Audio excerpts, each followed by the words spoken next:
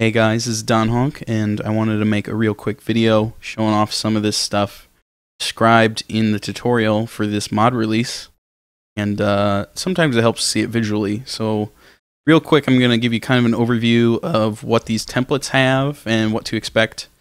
And all this is covered in the text-based guide, but again, if you want to look at this in a video form, great. So I have Maya 2014 open, and I've opened the SMG Large A template, which is this MP5 looking guy here.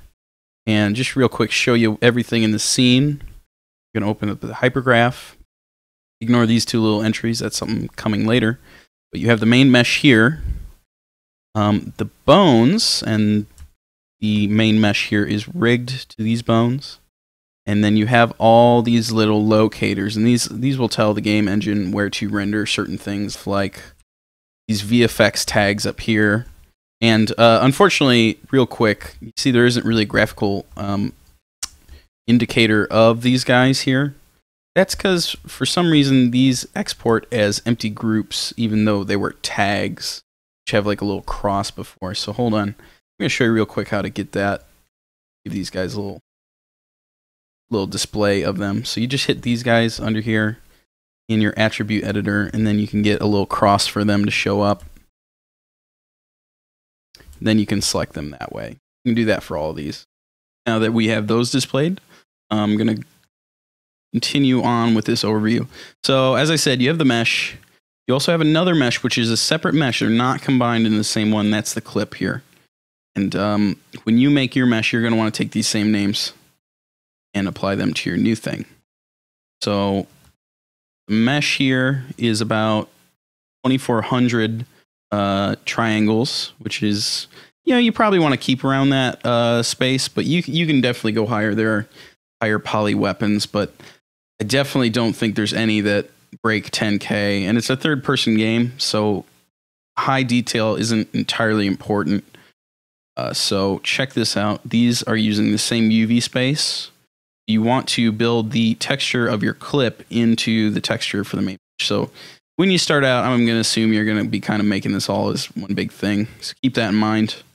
Those share the same UV space.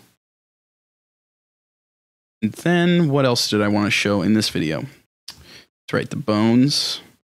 I'll get to skinning in the next part of this tutorial, but real quick, you can see these behave like this, and the bones, you can't add any new bones. Whatever bones the template has is what you're going to use. So when you open this one, you only have one, and it's going to animate back and forth like that. And you can see that is also sending the bolt up there backwards as well. So in game, your gun replacement is going to behave like that. When you're making new mesh, size-wise, you're going to want to keep in mind kind of the proportions. So I brought in another gun I made a while back, and you guys probably saw this in early previews of the weapon stuff. So this has been UV unwrapped. I have some negative UV space going on for repeating stuff, and I have the clip down there.